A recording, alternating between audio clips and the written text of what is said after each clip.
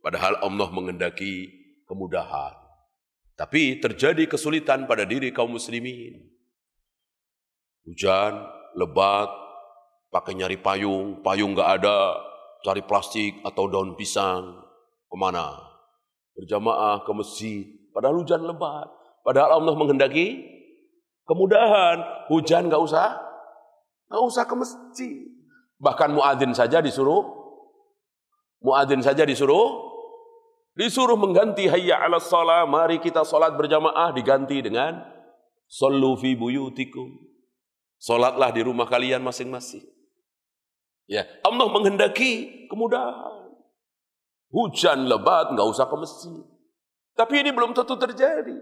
Berapa banyak dari kita yang enggak paham, enggak mau terima rukhsah. Sudah tahu hujan maksain, pakai payung, pakai plastik, pakai daun pisang.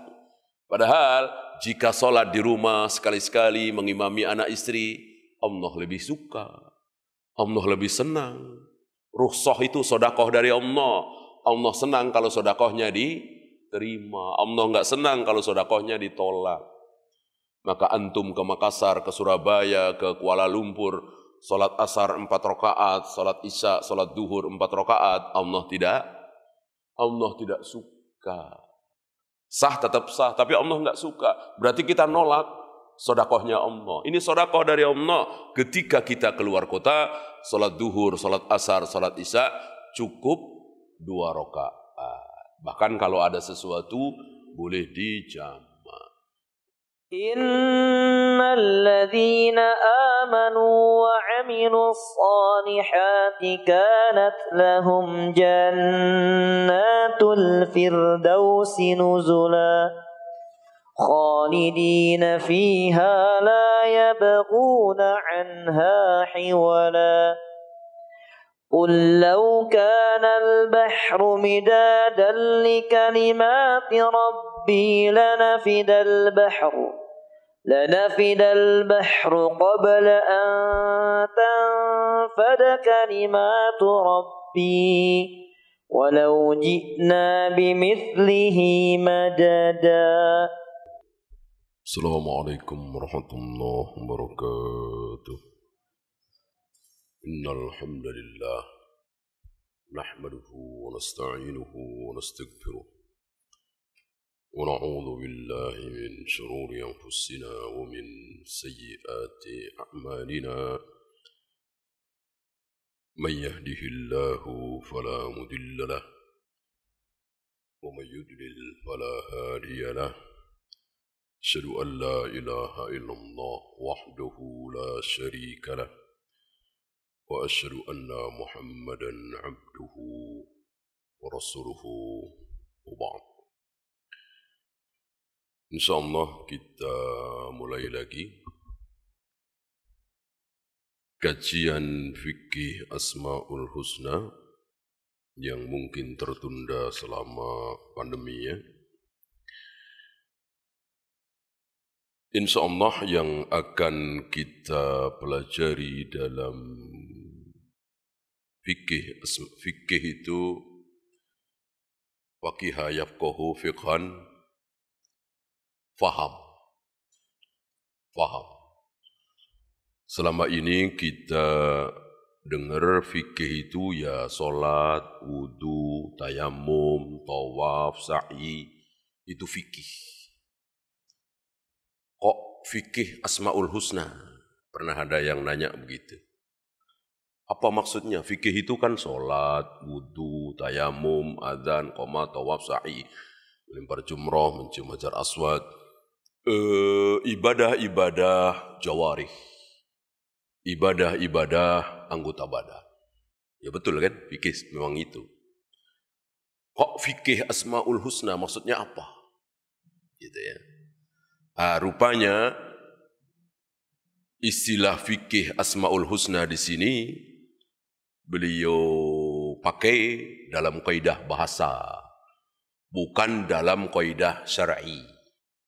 Dipakai oleh Syekh Abdul Razak, ini penulisnya kan Syekh Abdul Razak. Maksudnya dalam bahasa. Antum tahu ya, sebelum Rasul lahir, Berarti Islam belum ada ya. Islam yang dibawa oleh beliau belum ada. Itu sudah ada kata-kata fikih belum? Sudah ada kata-kata sholat, saum, zakat, haji, syariat, manhaj, sunnah, bid'ah. Sudah ada belum? Sudah ada belum? Maksudnya di sekitar Abu Jahal, Abu Lahab, di sekitar Mekah, Madinah, Arab, sudah ada belum?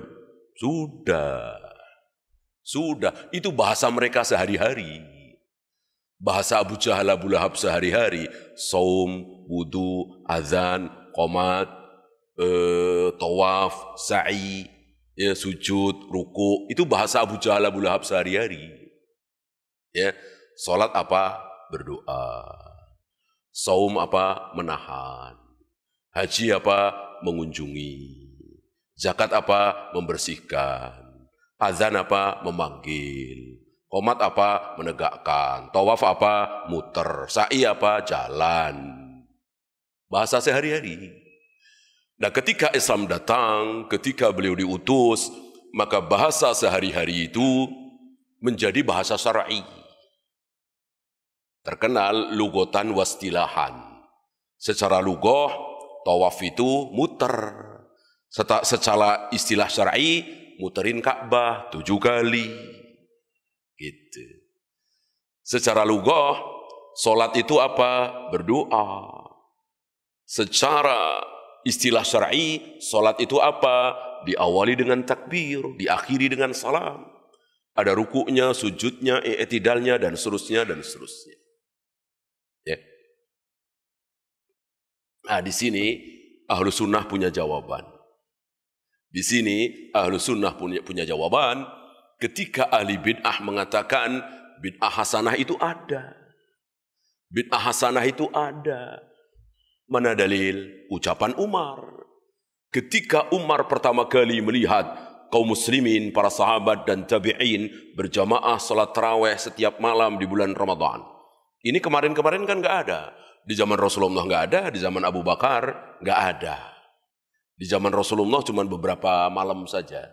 Diteruskan di zaman Abu Bakar. Itu baru pertama kali. Salat tarawih berjamaah setiap malam di bulan Ramadan. Dulu-dulunya dalam satu Ramadan mungkin cuma 2 malam, 3 malam. Nah, ketika melihat kaum muslimin setiap malam salat berjamaah tarawih di bulan Ramadan, Umar bilang apa? Ni'matu bid'ah hadhihi. Ni'matu bid'ah hadhihi. Sebaik-baik bid'ah ini dia. Berarti kan menurut Umar ada bid'ah yang baik. Dijawab oleh Ahlus Sunnah, tidak. Yang dimaksud sebaik-baik bid'ah adalah ini oleh Umar, itu bukan istilah, tapi apa tadi? Bahasa. Seperti ketika Abu Jahal, Abu Lahab mau mengunjungi, bilangnya haji. Mau berdoa, bilangnya sholat. Mau muter, bilangnya tawaf. Mau jalan, bilangnya sa'i. Nah, begitu juga yang diucapkan oleh Umar. Ini sebaik-baik, kemarin-kemarin nggak ada, sekarang ada. Dan ini bagus, ini baik. Nikmatu bid'ah hadhihi. Gitu. Mereka bantah. Umar kan tahu ini ibadah. Sholat, tarawih kan ibadah. Kenapa pakai kaidah bahasa? Kenapa pakai kaidah bahasa? Ini kan udah tahu ibadah. Dijawab oleh Ahlus Sunnah, jangankan Umar. Allah aja masih pakai. Jangankan Umar, Allah dalam Al-Quran masih pakai. Ketika menyebut tentang sholat, padahal yang dimaksud oleh Allah bukan ruku, sujud, i'tidal, tapi doa. Mana? Ketika Allah memerintahkan Rasulullah untuk mendoakan orang-orang yang mengeluarkan zakat. Jadi sunnah bagi Nabi, sunnah bagi Amil, ketika ada orang yang mengeluarkan zakat, kita doakan. Allahumma salli ala ali fulan. Ya. Allah memerintahkan, mewajibkan Rasulullah untuk mendoakan orang-orang yang mengeluarkan zakat itu. Karena doamu menenteramkan mereka. Apa kata Allah? Inna solataka sakanun lahum. Sesungguhnya solatmu itu ya Muhammad menenteramkan hati mereka yang mengeluarkan zakat. kan mengeluarkan cukup banyak tuh zakat 2,5%. Banyak yang merasa berat, didoakan oleh Nabi jadi tentram. Tapi Allah enggak mengatakan inna du'aaka sakanul lahum. Sungguh doamu itu menentamkan mereka, tidak pakai doa tapi pakai salat. Inna salataka sakanul lahum. Salatmu itu ya Muhammad, yang dimaksud dengan salat sekali lagi doa.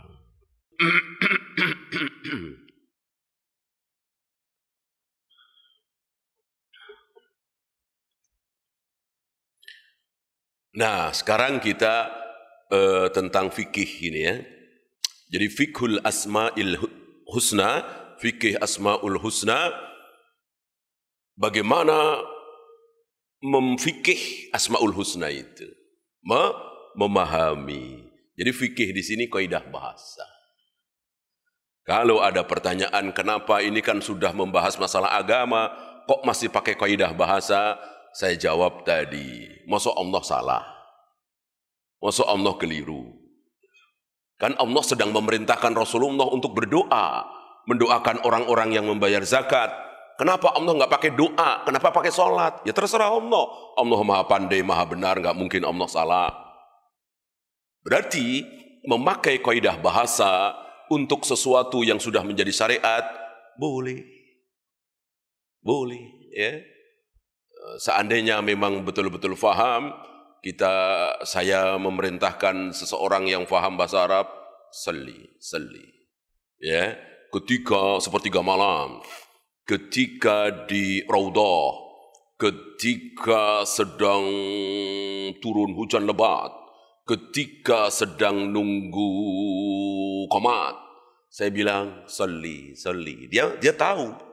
Saya enggak nyuruh sholat. Sholat yusolli kan sholatlah kan, sholat. Dia faham. Maksudnya nyuruh berdoa. Ya. Nah, kembali kepada fikih asma'ul husna. Fikih artinya faham. Berarti dalam kitab ini insya Allah beliau akan mengajak kita bagaimana memahami asma'ul husna. Nah, banyak dari kita yang enggak faham. Dikiranya asma'ul husna itu sekedar untuk dihafalkan, dinyanyikan, dilantunkan, dan itu kita dengar mungkin bisa seminggu 2 kali, seminggu 3 kali di sekitar kita. Ya Rahman, Ya Rahim, Ya Fattah, Ya Alim, Ya. Apakah seperti itu? Memahami asma'ul husna itu apakah seperti itu? Ya, nanti akan dibahas oleh beliau.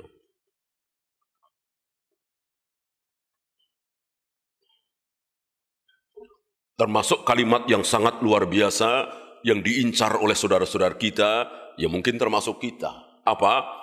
Man ahsaha dakhalal jannah. Barang siapa yang mengahso nama-nama Allah tersebut, Asmaul Husna, dijamin masuk surga. Nah, banyak dari kita memahami ahso di sini menghafal. Jadi mereka enggak ambil pusing Ar-Rahman artinya apa, bedanya dengan Ar-Rahim apa, Al-Malik artinya apa, Al-Qudus artinya apa, enggak ambil pusing.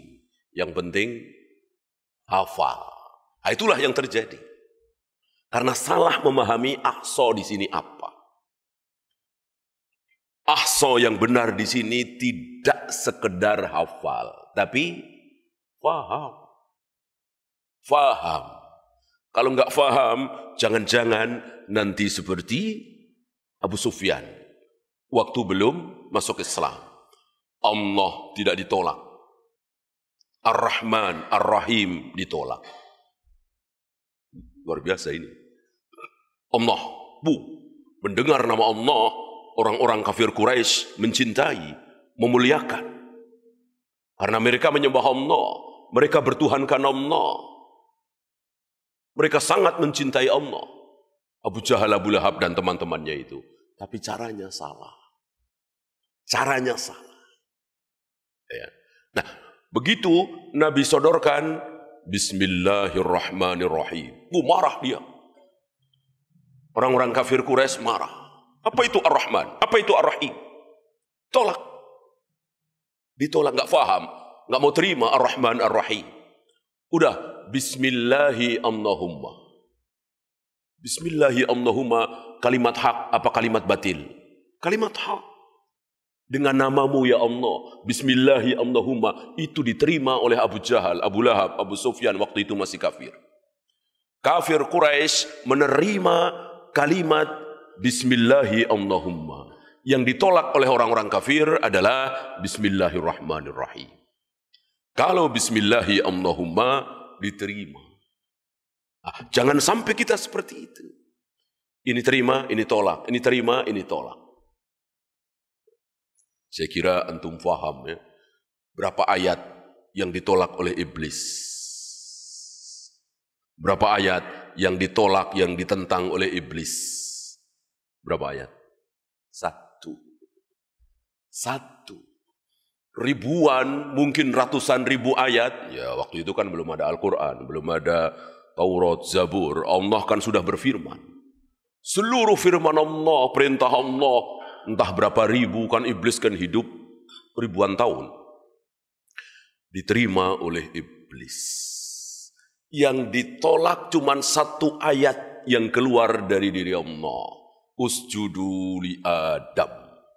Sujudlah, muliakanlah Adam. Ini doang. Cuman itu doang yang ditolak oleh iblis.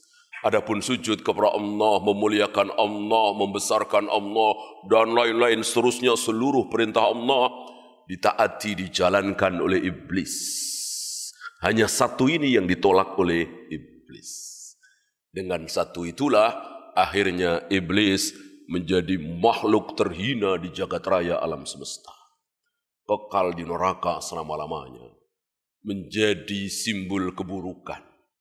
Saya kira bukan hanya kaum muslimin, Yahudi, Nasrani, mungkin agama lain sepakat nama iblis adalah nama buruk. Ya. Kalau selain iblis barangkali masih ada yang tidak sepakat ya, artinya belum tahu lah, seperti Haman gitu. Kan pembantunya Fir'aun, tapi banyak kaum muslimin nggak tahu ya, pakai nama Haman. Gitu. Adapun iblis saya kira nggak ada. Nggak ada orang yang suka memakai nama iblis. Yahudi, Nasrani, apalagi kaum muslimin. Ya. Padahal gara-gara dia menolak satu ayat, maka hati-hati menolak. Belum bisa menjalankan, belum bisa mengamalkan barangkali ya. Namanya juga manusia, penuh kelemahan. Tapi menolak, jangan. Jangan sampai menolak.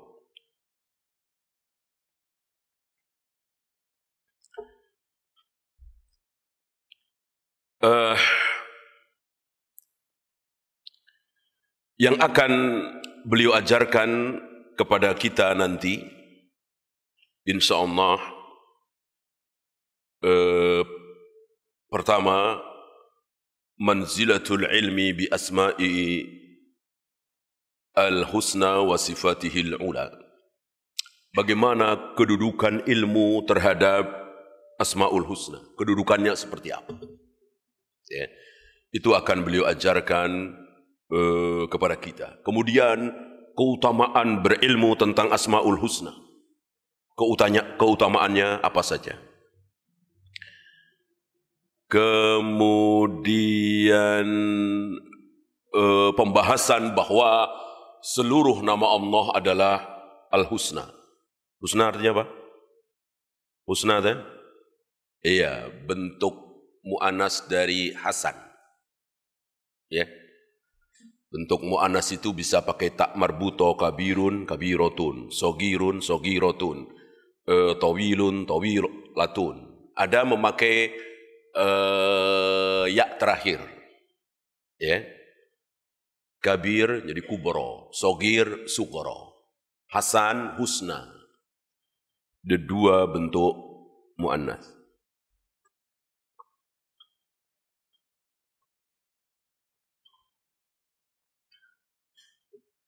Kemudian padanan. Nanti beliau akan menuntun kita tentang padanan-padanan Asmaul Husna. Misalnya Ar-Rahman dengan Ar-Rahim. Gitu ya. Al-Aziz dengan Al-Jabbar. Gitu. Nanti akan beliau terangkan. Dan tidak harus 2, bisa 3. Gitu ya. Kenapa? Karena Asmaul Husna yang 99, sabda Nabi 99 ya. Walaupun beliau tidak mengatakan 1 Ar-Rahman, 2 Ar-Rahim, 3 Al-Malik, 4 Al-Qudus, tidak. Tidak. Maka para ulama termasuk Syekh Utsaimin mengatakan beliau mengajarkan membahas Asmaul Husna mirip-mirip beliau membahas tentang apa? Lailatul Qadar. Gitu. Bahwa Lailatul Qadar itu ada 1 malam di antara 360 malam 1 tahun, yang dimana khairum min alfi syahrin, lebih baik dari 1000 bulan, dan itu ada di akhir-akhir bulan Ramadan, tapi beliau tidak menyebutkan malam 21, atau malam 23, atau malam 25, tidak. Beliau hanya mengatakan carilah di malam terakhir, terutama di malam-malam ganjil. Malam berapa? Enggak tahu. Kemungkinan saja. Kemungkinan 21, atau 25, atau 27, dan seterusnya. Nah, begitu pula Asmaul Husna.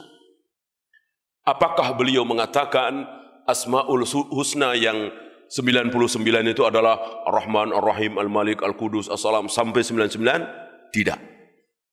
Tidak. Karena hadisnya mudraj. Barangkali antum pernah dengar apa itu hadis mudraj. Hadis mudraj adalah hadis Nabi. Sabda Nabi. Sahih. Tapi kemasukan ucapan perawi. Itu. Kemasukan ucapan perawi.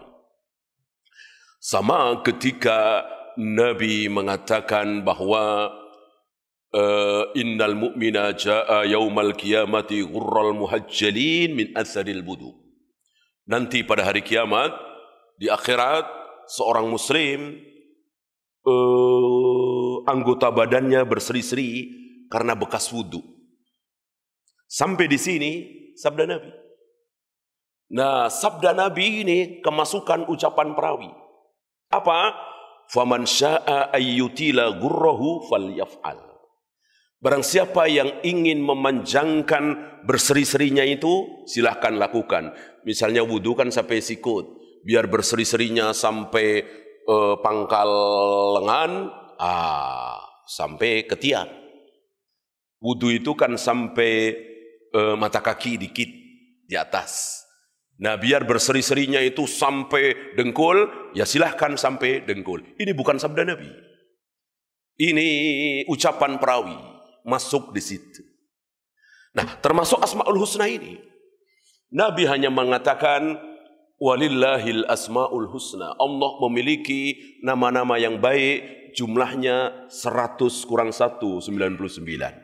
Man ahsaha dakhalal jannah. Barang siapa yang mengahsa nama-nama itu, dijamin masuk surga. Sampai di situ sabda Nabi. Tapi hadis ini kemasukan ucapan perawi. Yaitu, adapun Asmaul Husna yang 99 itu adalah Rahman, Ar-Rahim, Al-Malik, Al-Qudus, As-Salam, terus sampai terakhir, yang biasanya ada di halaman-halaman akhir mushaf Al-Quran di negeri kita. Dan ini sudah diteliti oleh Syekh bin Baz, Utsaimin. Ada kira-kira 25 atau 26 yang dhaif, yang tidak benar, yang tidak berdasarkan dalil yang sahih. Ya. Karena apa? Karena tadi Nabi tidak mengatakan ini. Adapun Ar-Rahman, Ar-Rahim, Al-Malik, Al-Qudus jelas, itu jelas sekali. Itu jelas Asmaul Husna. Tapi ya itu bertebaran. Ada di ayat ini, ada di ayat ini, ada di hadis ini. 60 kira-kira di ayat, di Al-Quran. 40 kira-kira di hadis. Kan 100 kurang 1. Ya.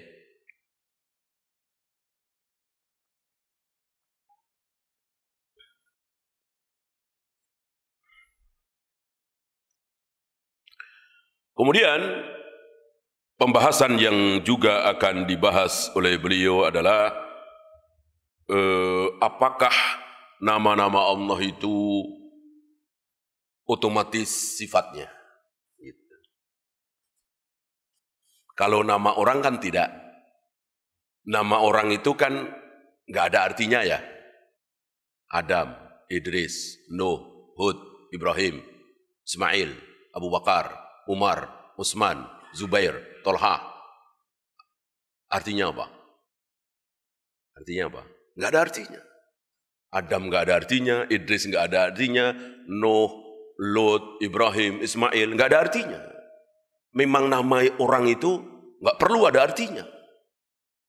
Nggak kayak orang sekarang. Seolah nama itu harus ada artinya. Nggak. Mosok Allah mentakdirkan nama-nama para nabi itu kurang bagus.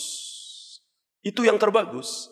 Nama-nama para nabi itu yang terbagus. Apa? Sederhana. Tanpa arti. Kalau betul bahwa nama terbagus itu nama yang ada artinya, ya berarti Allah mencontohkan orang-orang termulia, terbaik, tersoleh, namanya kurang bagus. Ya. Justru nama yang baik adalah yang sederhana. Adam, Idris, Lut, Ibrahim, Ismail, Ishak, Yakub. Ini nama-nama yang sederhana. Kenapa sederhana? Karena nggak ada artinya. Sama dengan nama para sahabat, Umar, Utsman, Zubair, Tolha. Ini semuanya nggak ada artinya, sederhana. Tapi orangnya jangan tanya. Ya, para nabi, para rasul, para sahabat, namanya sangat sederhana, orangnya sangat tidak sederhana, artinya luar biasa. Ilmunya, ketakwaannya, kesolehannya luar biasa. Tapi namanya sederhana, ini kebalikan kita. Namanya luar biasa. Cahaya agama, luar biasa kan? Nuruddin. Bulannya agama, Qamaruddin. Matahari agama, Samsuddin. Tapi subuh kesiangan mulu, ya kan? Sholat kadang-kadang jarang. Sebagian ada yang suka minum khamr. Namanya luar biasa. Tiangnya agama, Imaduddin. Ya, yang pakai din ini luar biasa. Atau cahaya. Atau itu orang hari ini. Orang-orang dulu namanya sangat sederhana. Tapi orangnya, ilmunya, ketakwaannya, kesolehannya luar biasa. Lebih baik seperti itu. Ya. Kita sekarang kebalik. Nah, itulah nama para nabi, para rasul, para sahabat. Gak ada artinya. Beda dengan nama Allah. Beda dengan nama Allah. Dari mulai Allah, Ar-Rahman, Ar-Rahim, Al-Malik, Al-Qudus, As-Salam. Semuanya ada artinya. Allah artinya apa? Dari ilah yang disembah. Ar-Rahman pengasih, Ar-Rahim penyayang, Al-Malik penguasa, Al-Qudus suci. Semuanya ada artinya. Gitu. Dan artinya pasti sesuai dengan namanya. Sesuai dengan keadaan Allah. Misalnya Allah mempunyai nama Al-Qudus suci. Ternyata Allah kotor, enggak mungkin. Enggak mungkin. Allah mempunyai nama Al-Aziz, perkasa. Tapi ternyata Allah lemah. Memberikan hidayah kepada ayahnya Nabi Ibrahim, anaknya Nabi Lut, pamannya Rasulullah SAW aja nggak bisa. Ya, padahal katanya perkasa. Nggak mungkin. Kalau Allah mau memberikan hidayah kepada bapaknya Nabi Ibrahim, istrinya Nabi Lut, anaknya Nabi Nuh, kecil bagi Allah. Kecil bagi Allah. Emang Allah nggak mau? Allah nggak mau. Abu Talib, paman Nabi yang sangat dicintai oleh Nabi, masuk surga. Allah nggak mau. Kalau Allah mau, kecil. Jadi Allah itu perkasa. Sesuai dengan namanya. Allah Al-Ali, tinggi. Ternyata Allah ada sejajar dengan kita, ya. Kita di masjid, Allah di masjid, kita di gereja, Allah ada di gereja, kita di pasar, Allah di pasar, kita di got, Allah di got. Katanya Allah selalu bersama kita. Ini enggak sesuai, ya. Bahwa Allah melihat kita, menyaksikan kita, betul. Tapi Allah berada di tempat tertinggi. Laisa fauqahu syai'. Tidak ada apapun di atas Allah. Jangankan di atas Allah, yang sejajar dengan Allah enggak ada apa-apanya. Enggak ada udara, enggak ada oksigen, enggak ada nitrogen, enggak ada ini, enggak ada itu. Segala sesuatu berada jauh di bawah Allah. Allah berada di paling atas. Al-Ali. Nanti akan dijelaskan lebih lanjut oleh beliau. Sesuai kan? Kalau Allah berada bersama kita, ada di mana-mana, enggak sesuai dengan namanya Al-Ali. Allah betul-betul berada di tempat tertinggi. Oleh karena itu, ketika Rasulullah menemui Allah, dipanggil Allah, berhadapan langsung dengan Allah, berdialog langsung dengan Allah, di Mekah, apa di Madinah, apa di Palestina, apa di Mesir, apa di langit. Ya. Ketika beliau dipanggil oleh Allah, lalu beliau berdialog langsung dengan Allah, Allah berbicara, beliau dengar, dan mendapatkan perintah salat 5 waktu. Itu di mana? Di Mekah, di Madinah, di Mesir, di Palestina, apa di langit? Di langit. Dibawa oleh Jibril. Ya. Ini bodoh sekali ya. Orang yang mengatakan Allah ada di mana-mana itu bodoh sekali. Sangat bodoh sekali. Enggak percaya dengan Isra Mi'raj. Kalau Allah ada di mana-mana, pengen ketemu Rasulullah, ngapain Rasulullah pakai dibawa ke atas? Iya, melewati pintu langit pertama, pakai diketuk oleh Jibril. Yang menjaga pintu pertama bertanya, ini siapa? Dijawab Jibril. Ma'aman, bersama siapa? Bersama Muhammad. Apakah dia sudah diutus? Antum tahu hadis-hadis seperti ini? Mau ditolak? Ini ada di Bukhari, Muslim, Abu Daud, dan lain-lain.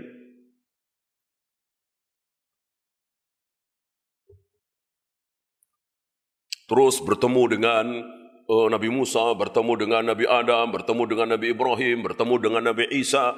Dan beliau ceritakan, Nabi Isa begini, Nabi Musa begini. Nabi Ibrahim mirip sekali dengan sahabat kalian ini, yang dimaksud beliau sendiri. Ya. Mirip, roman muka, perawakan Nabi Ibrahim dengan beliau, Rasulullah Muhammad SAW. Ini menunjukkan bahwa betul-betul berada di langit. Nah, para nabi, para rasul berada di langit.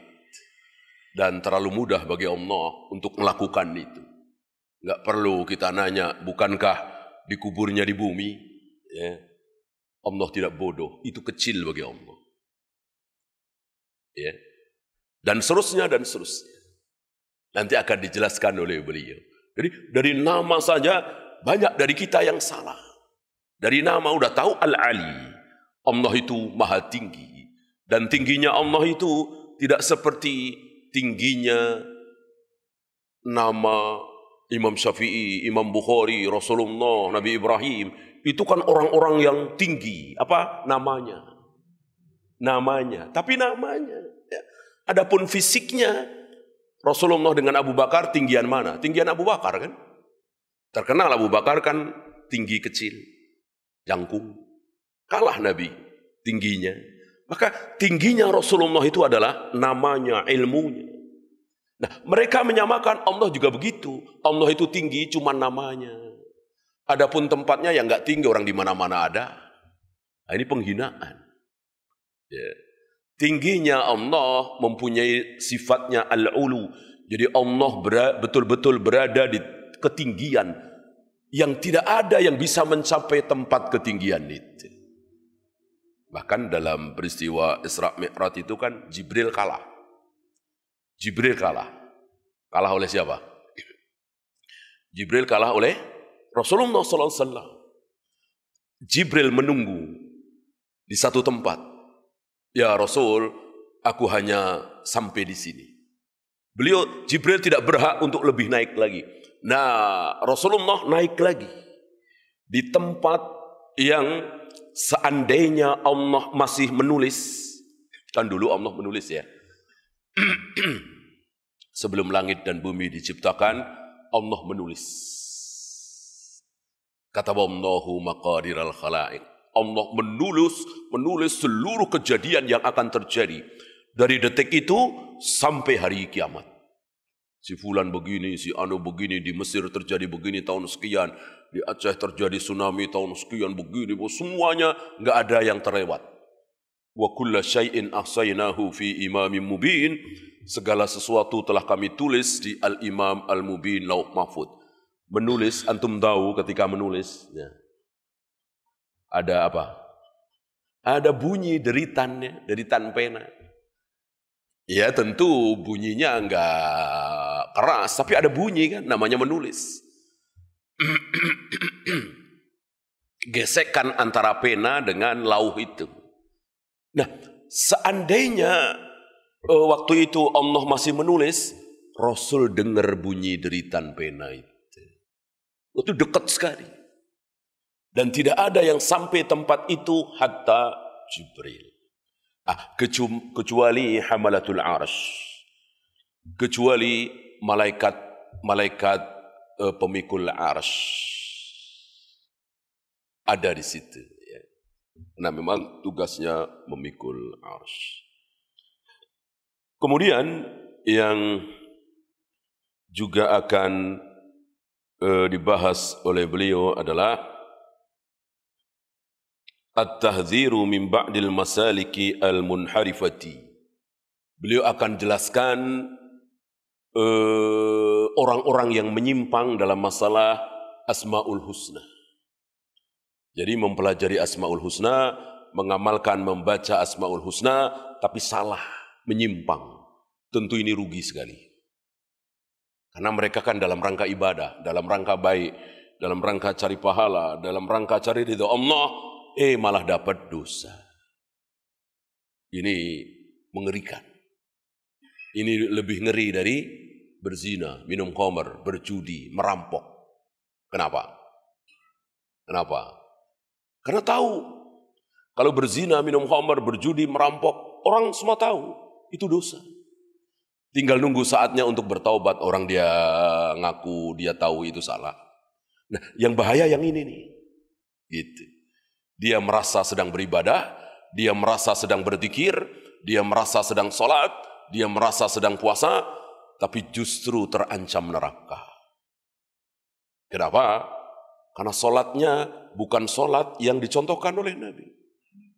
Sholat terbobokasan misalnya. Puasa hari kelahiran masing-masing. Sholat nisfu Sa'ban. Sholat, ibadah yang tidak pernah dicontohkan oleh Nabi SAW. Iyyakum wa muhdatsatil umur fa inna kulla muhdatsatin bid'ah wa kulla bid'atin dhalalah wa kulla dhalalatin finnar. Hati-hati terhadap seluruh ibadah yang tidak aku contohkan. Tidak dicontohkan oleh Rasul dan para sahabat. Karena semua ibadah yang tidak aku contohkan namanya bid'ah. Semua bid'ah sesat. Semua sesat tempatnya di neraka.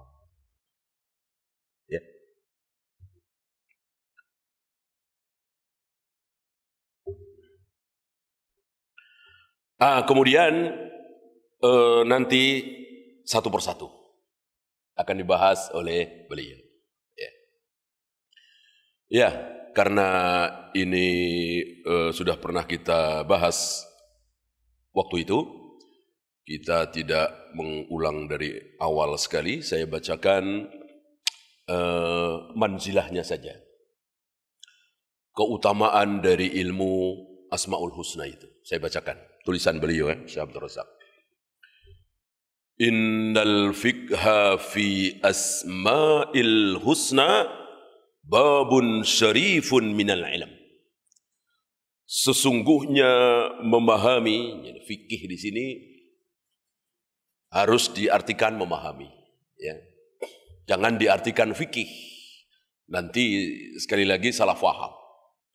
Karena fikih menurut kita selama ini Salat, wudu, puasa, tayamum, adzan, qomat, dan seterusnya. Fikih yang dimaksud di sini faham. Walaupun faham itu sendiri bahasa Arab. Faham bahasa apa? Bahasa Arab kan? Fahima yafamu fahman. Ya, luar biasa bahasa Arab, kaya sekali. Ada faham yang lain, fikih. Faham bahasa Arab. Faham, titik, nokta, saham, DPR, MPR semuanya bahasa Arab semua. Ya kan? Diwan, wakil, ya, ra'iyah, musyawarah, ra'iyah, rakyat. Ahli bahasa yang tahu bahasa Arab dan tahu bahasa Indonesia berani memastikan 50% lebih. 50% lebih bahasa Arab dipakai oleh orang Indonesia. Separuh lebih. Ilmu bahasa Arab. Coba kalau seluruh bahasa Arab coret jangan dipakai. Sepertinya nggak bisa ngomong. Ilmu mau diganti dengan apa? Ya, pengetahuan nggak tepat ya.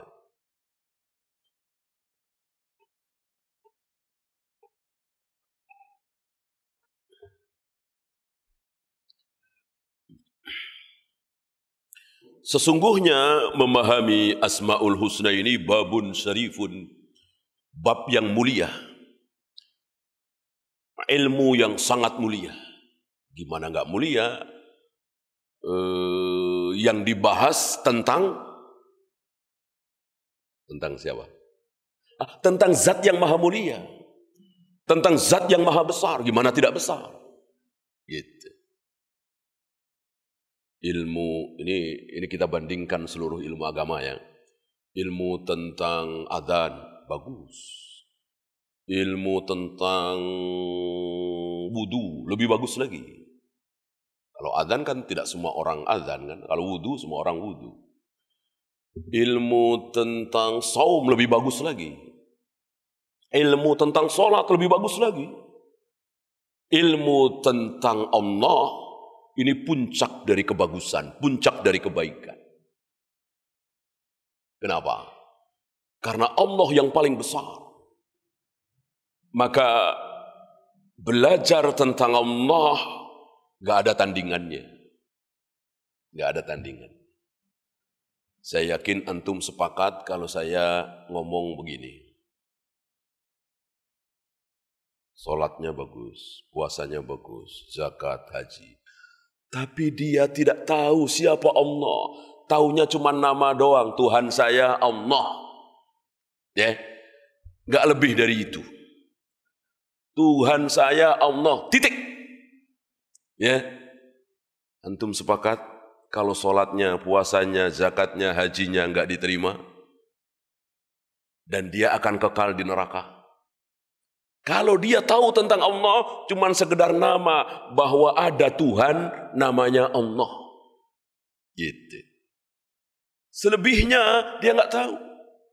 Ya, bahwa Allah bersemayam di arsy, Allah menciptakan Adam dengan kedua tangannya, Allah turun ke langit dunia setiap sepertiga malam, Allah akan menghentikan geraman jahanam dengan telapak kakinya, Allah akan menggulung langit dengan tangan kanannya, Allah marah kalau tidak diminta, Allah marah murka kalau disaingi. Dia semuanya nggak tahu. Dia cuma tahu Allah itu Tuhan. Ya. Sama dengan siapa? Allah itu Tuhan kami. Itu ucapan siapa? Abu Jahal, Abu Lahab. Abu Jahal, Abu Lahab meyakini Allah itu Tuhan mereka. Tapi sifat-sifat Allah ditolak oleh Abu Jahal, Abu Lahab. Bahwa Allah marah kalau disandingkan dengan sesuatu, Abu Jahal, Abu Lahab nggak tahu. Makanya Allah disandingkan dengan Lata, Uzza, Ubal, Manat. Mirip saudara kita yang menyandingkan Allah dengan keris, jimat, wafak, raja, kuburan keramat. Apa bedanya coba? Ya, Allah bisa menurunkan hujan, keris saya juga bisa. Allah bisa bikin bahagia, jimat saya juga bisa. Allah bisa melindungi saya, wafak saya juga bisa melindungi saya. Bahkan dukun saya dari kampung sana ikut melindungi saya. Apa bedanya? Allah marah betul. Disandingkan seperti itu. Ya. Andad. Jamak dari nid. Andad. Tandingan-tandingan. Jadi seolah Allah itu bukan satu-satunya. Gitu.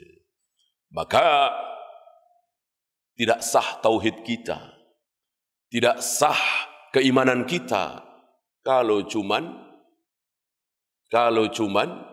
isbat. Kalau cuman menetapkan Tuhan saya Allah titik, nggak sah. Harus ada nafi. Nafi dulu, ditiadakan dulu. Bagi saya Tuhan tidak ada kecuali Allah baru sah. Abu Jahal, Abu Lahab nggak pakai nafi, sama dengan saudara-saudara kita nggak pakai nafi.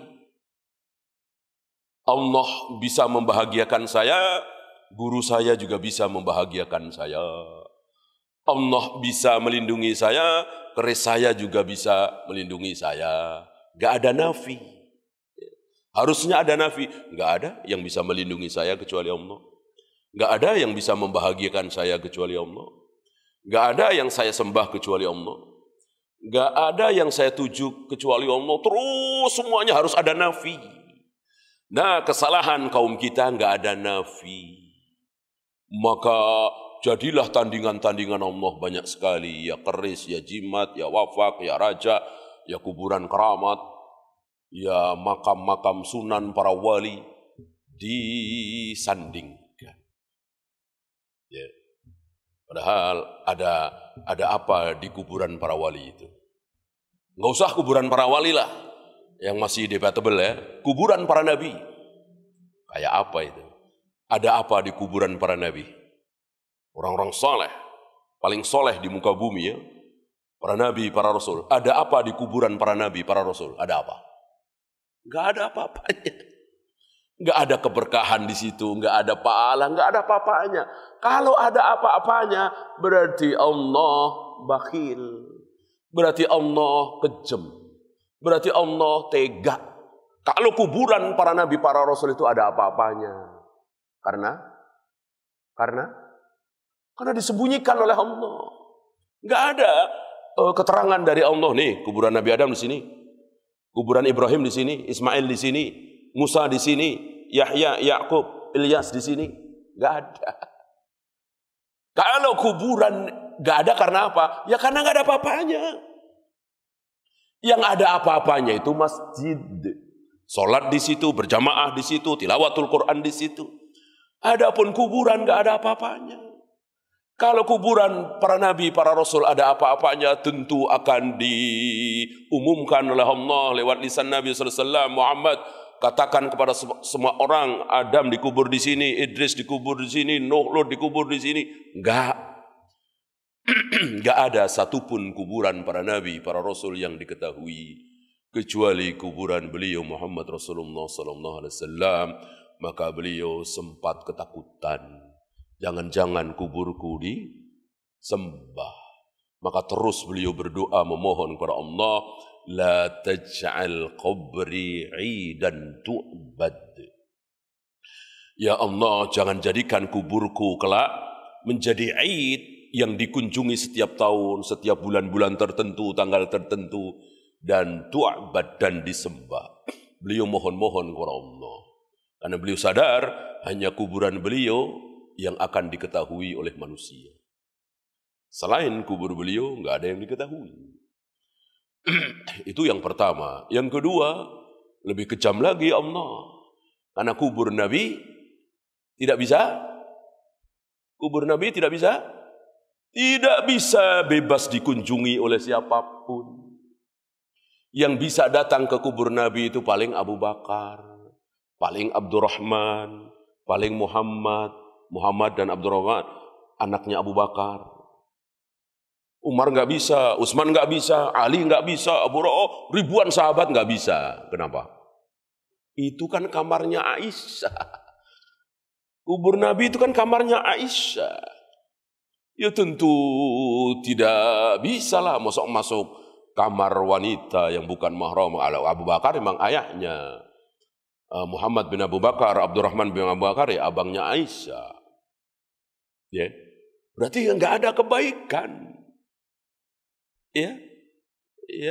Ya boleh-boleh saja ziarah ke makam beliau.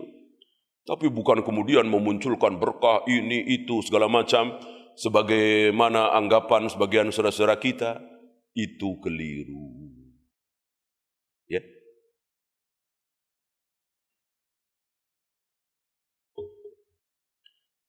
Bal huwa al-fiqhul akbar. Oh, sampai dikatakan fiqhul akbar. Nama lain dari akidah, tauhid. Itu adalah fiqhul akbar. Sepertinya Abu Hanifah yang pertama kali mengistilahkan itu. Fikih akbar. Fikih terbesar. Mengalahkan fikih tentang wudu, tayamum, adzan, qomat, tawaf, sa'i, salat. Karena mempelajari tentang zat yang maha besar. Tentu itu ilmu terbesar. Wa huwa yadkhulu dukhulan awwaliyan muqaddaman fi qawlihi sallallahu alaihi wasallam, dan ini yang pertama kali masuk dalam keumuman sabda Nabi. Apa kira-kira? May yuridillahu bihi khairan, barang siapa yang dikehendaki baik oleh Allah. Kita sadar dari sini, baik dan buruknya manusia itu siapa yang menghendaki? Allah. Jangan seperti kaum Mu'tazilah. Asy'ariyah agak ketularan di sini. Maturidiyah juga. Apa? Allah enggak tahu menau. Kita mau baik, kita mau buruk, terserah kita. Kalau baik dan buruknya terserah Allah, berarti Allah enggak adil.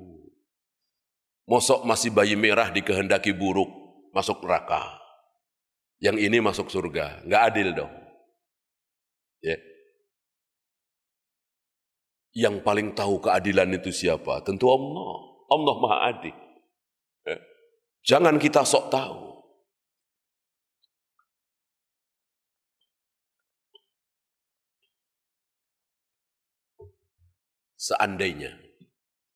Seandainya Allah menghendaki iblis mau sujud kepada Adam, terjadi enggak?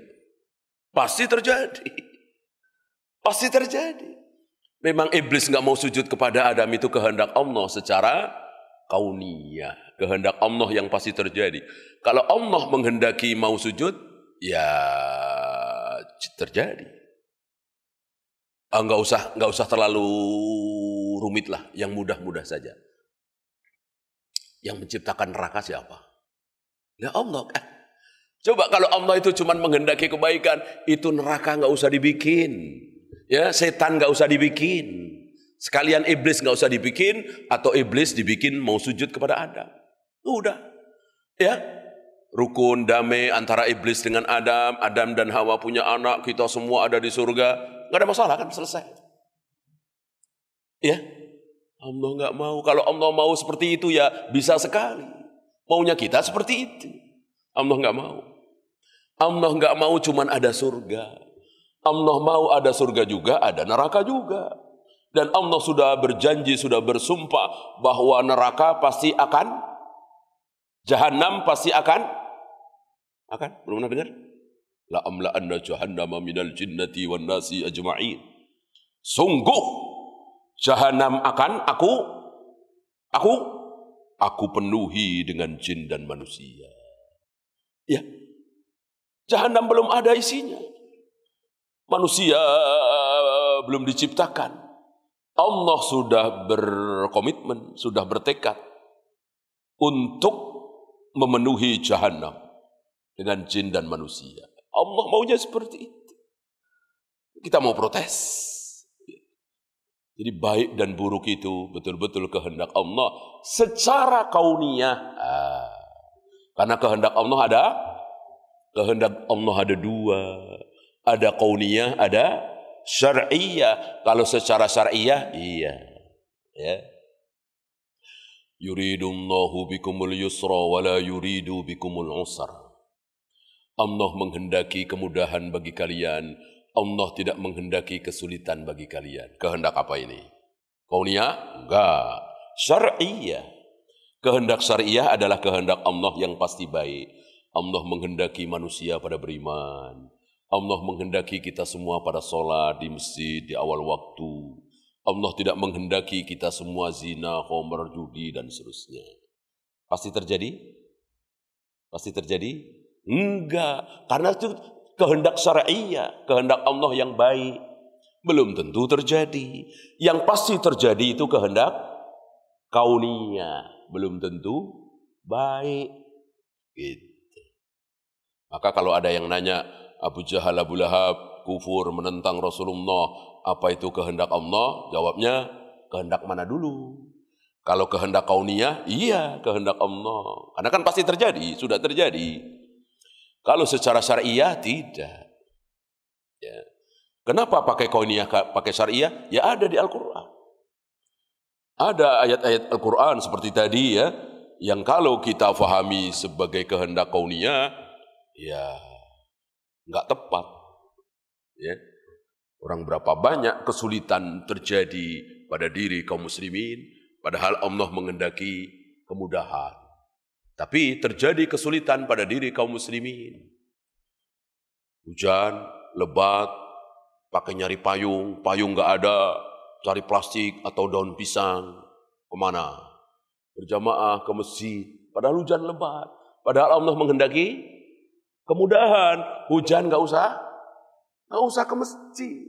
Bahkan muadzin saja disuruh mengganti hayya 'alas shalah, mari kita salat berjamaah, diganti dengan shollu fi buyutikum. Salatlah di rumah kalian masing-masing. Ya, Allah menghendaki kemudahan. Hujan lebat nggak usah ke masjid. Tapi ini belum tentu terjadi. Berapa banyak dari kita yang nggak faham, nggak mau terima rukhsah. Sudah tahu hujan maksain, pakai payung, pakai plastik, pakai daun pisang. Padahal jika sholat di rumah sekali-sekali mengimami anak istri, Allah lebih suka, Allah lebih senang. Rukhsah itu sedekah dari Allah. Allah senang kalau sedekahnya diterima. Allah enggak senang kalau sedekahnya ditolak. Maka antum ke Makassar, ke Surabaya, ke Kuala Lumpur, salat asar 4 rakaat, salat isya, salat duhur 4 rakaat, Allah tidak suka. Sah tetap sah, tapi Allah enggak suka. Berarti kita nolak sedekahnya Allah. Ini sedekah dari Allah. Ketika kita keluar kota, salat duhur, salat asar, salat isya cukup 2 rakaat. Bahkan kalau ada sesuatu boleh dijamak.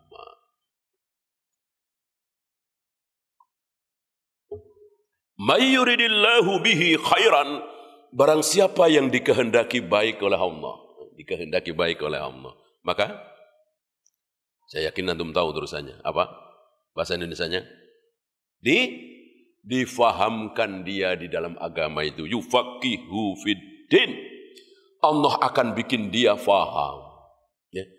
Enggak boleh ya? Bid'ah ya? Iya bid'ah. Oh iya, ya, faham saya. Berarti dikehendaki baik oleh Allah. Ya. Oh, ini enggak boleh ya? Tasabuh ya? Iya, tasabuh enggak boleh. Oh iya, paham saya. Berarti dikehendaki baik. Yang tidak dikehendaki baik oleh Allah berarti ini bid'ah dari mana, haram dari mana? Ini kan isinya tasbih, tahlil, baca Al-Quran. Kok engkau salah-salahkan gimana? Cuman gak ada di zaman Rasul dan para sahabat. Cuman gara-gara Rasul dan para sahabat tidak pernah tahlilan 3 hari, 7 hari, 40 hari, 100 hari. Lalu kita melakukan, kok terancam neraka? Gak beres ini orang ini. Ya, Wahabi ini. Gak faham ya. Itu berarti nggak dikehendaki baik oleh Allah. Dia nggak faham. Kalau agama itu nggak mungkin ada kalau belum pernah dilakukan oleh Rasul dan para sahabat. Nggak mungkin ada sholat, ada zikir, ada puasa, ada tawaf, ada sa'i yang belum pernah dilakukan oleh Rasul dan para sahabat. Karena ketika Rasul dan para sahabat ini wafat, agama sudah sempurna. Jadi kesempurnaan Islam itu sudah ada. Namanya sempurna tidak boleh ditambah. Kalau boleh ditambah, dulu nggak ada tahlilan 3 hari 7 hari, sekarang ada, berarti Islam waktu itu belum sempurna. Kalau boleh ada perayaan maulid, padahal Rasul dan para sahabat belum pernah merayakan maulid, berarti Islam belum sempurna. Ya, termasuk hal-hal yang kecil yang tidak pernah dicontohkan oleh Rasul dan para sahabat, mencium Hajar Aswad dengan mengecupnya, mengeluarkan bunyi kecupan. Ini dibenci oleh para ulama. Kenapa? Karena Rasul dan para sahabat tidak pernah melakukannya. Jadi belajar agama adalah belajar bagaimana Rasul dan para sahabat beragama. Adapun madhab Hanafi, madhab Hambali, madhab Hanafi dan seterusnya, itu bisa benar, bisa salah. Manusia kan? Yang pasti benar adalah Rasul dan para sahabat. Ini yang membuat fanatik madhab. Maka kalau antum faham, oh ya bid'ah. Oh yang sunnah ini, oh ini tasabbuh nih. Oh ini enggak boleh. Kok antum faham, antum wajib bersyukur. Berarti dikehendaki baik oleh Allah. Gitu. Kalau hafal enggak. Barang siapa yang dikehendaki baik oleh Allah, Allah bikin dia hafal. Al-Quran 30 juz, 20 juz, 10 juz. Enggak. Berapa banyak yang hafal 30 juz, ribuan hadis, dia enggak faham. Ya, dia masih bertawasul. Ya. Saya kira antum tahu ya, imam besar. Imam Suyuti. Luar biasa ilmu beliau. Tapi dalam masalah akidah ada sesuatu beliau. Panjang pembicaraannya. Ya, antum hafal barangkali enggak sampai 2 juz hadis ya paling beberapa, tapi antum paham. Oh ini bid'ah, jangan. Oh ini tasabbuh, jangan. Oh ini boleh, ya. Oh ini enggak benar nih ini. Antum paham. Ini luar biasa, nikmat yang sangat besar. Maka yang diminta oleh Nabi berkali-kali beliau mohon-mohon kepada Allah, Rabbi zidni ilman warzuqni fahman. Lihat, fahman, fahamkan aku ya Allah, fahamkan aku ya Allah. Beliau enggak minta bikin aku hafal ya Allah, bikin aku hafal ya Allah. Ya. Betapa beratnya kalau harus hafal, ya kan? Kan tidak semua orang otaknya brilian. Ya, adapun faham, insya Allah. Berapa banyak marbot faham. Profesor doktor nggak faham. Mungkinkah? Mungkin. Ini masalah agama ya. Ini masalah agama. Saya pernah dengar itu marbot, lulusan SMP. SMP malah nggak lulus. Mungkin sampai kelas 2 dia. Nah, dia ya namanya marbot kerja di masjid. Nah, satu ketika khutbah di masjid itu seorang profesor doktor. Luar biasa orasinya ya. Profesor doktor dalil ini. Selesai khutbah, dia mengatakan, enggak benar nih profesor doktor.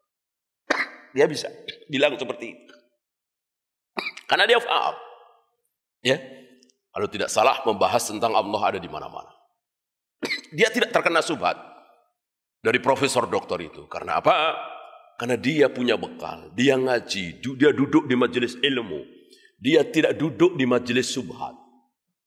Coba kalau kita duduk di majelis subhat, ya selesai. Subhat itu kuat, tajam, menyambar. Itu subhat. Maka kalau ada orang bilang, saudara-saudara, mari kita berzina, mari kita minum khamar, mari kita berjudi, nggak usah sholat. Subhat bukan? Bukan. Itu ini orang gila ini, ya kan? Itu enteng sekali. Mari kita berzina, mari kita minum khamar. Itu bukan subhat, paling dibilang gila. Ya, subhat itu tajam. Saudara-saudara, mosok kita tahu lahirnya ibu kita Kartini, lahirnya Pangeran Diponegoro, lahirnya kita mosok lahirnya Rasulullah kita nggak tahu? Lihat, mulai ini ya kan? Mosok kita nggak tahu lahirnya Rasulullah? Gitu ya. Terus kalau kita tahu, maksud kita tidak berbuat sesuatu, sementara lahirnya anak kita saja minimal kita makan-makan. Nah, ini subhatnya seperti ini. Tajam, mengarah, luar biasa. Kena orang-orang awam. Sementara hati kita adalah lemah. Sifat hati adalah lemah. Terutama hatinya wanita. Terutama hatinya wanita. Maka ada seorang yang bersyair, Nabi senang dengar syairnya bagus, dari Hasan bin Sabit. Ya. Satu ketika Hasan bin Sabit bersyair, bagus, dengerinya enak. Dan syairnya bukan syair, apa istilahnya, roman picisan itu, cinta-cintaan. Tentang agama, bagus ya, tentang kehidupan. Enggak selama-lama datang istri-istri Nabi. Datang istri-istri Nabi, kata Nabi, stop. Hasan bin Sabit, stop. Ya, jangan engkau pecahkan qawarir ini. Jangan engkau pecahkan gelas-gelas ini. Ya, kaca-kaca ini. Beliau paham wanita. Wanita itu lemah. Dirayu dengan ucapan-ucapan yang indah, yang ini, yang itu.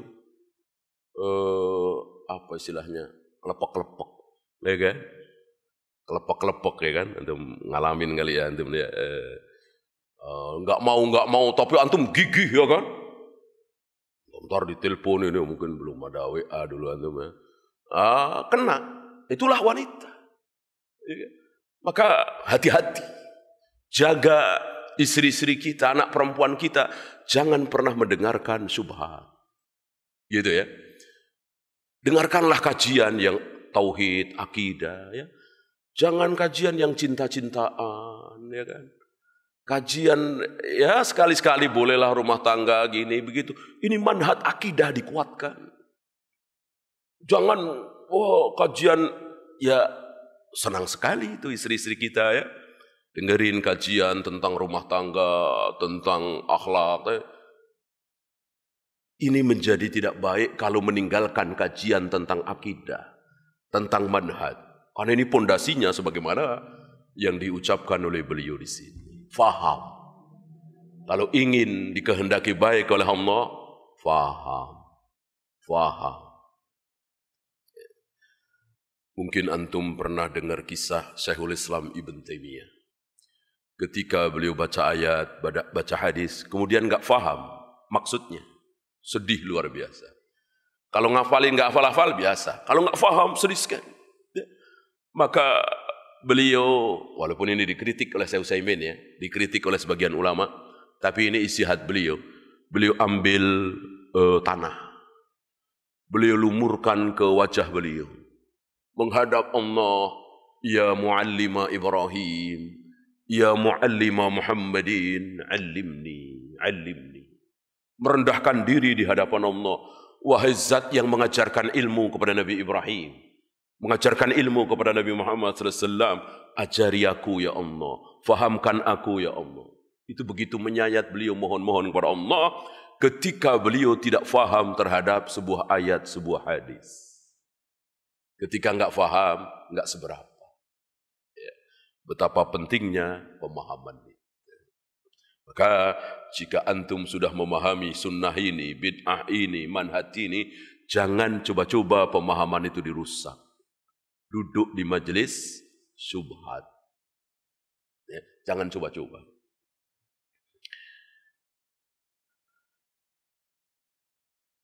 Ya, mungkin itu dulu untuk pertama. Barangkali ada pertanyaan, silakan. Sedikit, wa huwa asyrafu ma surifat fihil anfus. Ini yang paling mulia yang harus diraih oleh manusia. Wa khairu ma sa'a fi tahsilihi wa nailihi ulun nuha war rasyad. Ulun nuha antum tahu ya, orang-orang yang berilmu, orang-orang yang berakal, itu yang paling pertama dipentingkan adalah ilmu ini. Ilmu yang membahas tentang nama-nama Allah, sifat-sifat Allah. akidah yang tertinggi. Karena untuk rububiyah kan hampir semua selamat. Kalau kaum muslimin insya Allah lah ya. Kecuali 1-2 barangkali. Ya kalau nggak selamat keterlaluan. Orang Abu Jahal, Abu Lahab aja selamat dalam hal rububiyah, ya kan? Abu Jahal, Abu Lahab kan meyakini betul bahwa Allah satu-satunya yang menciptakan jagat raya alam semesta. Allah satu-satunya yang menghidupkan, mematikan, menurunkan hujan, dan seterusnya. Itu diyakini oleh Abu Jahal, Abu Lahab. Kok hari ini ada seorang muslim yang tidak meyakini? Kan keterlaluan. Kalah oleh Abu Jahal, Abu Lahab. Meningkat yang kedua, uluhiyah. Ini banyak yang bertumbangan di antara saudara-saudara kita. Rububiyah lulus, begitu uluhiyah banyak yang bertumbangan. Ya. Dia menghadap Allah, sekali waktu menghadap makam Syekh Abdul Qadir Jailani. Dia melakukan sesuatu untuk Allah, sekali waktu dia melakukan sesuatu untuk selain Allah. Padahal itu ibadah. Nah, lebih bertumbangan lagi yang ketiga ini kan fokus kita ya. Asma wa sifat. Asma wa sifat. Jadi di kitab ini beliau fokus mengajarkan kepada kita tauhid yang ketiga. Tauhid asma wa sifat. Akan dirinci oleh beliau bagaimana nama-nama Allah, bagaimana sifat-sifat Allah. Wallahu subhanakallahumma bihamdika asyhadu an la ilaha illa anta astaghfiruka wa atubu ilaik. Assalamualaikum warahmatullahi wabarakatuh. Qul innama ana basyarum mithlukum yuha ilayya annama ilahukum ilahu wahid.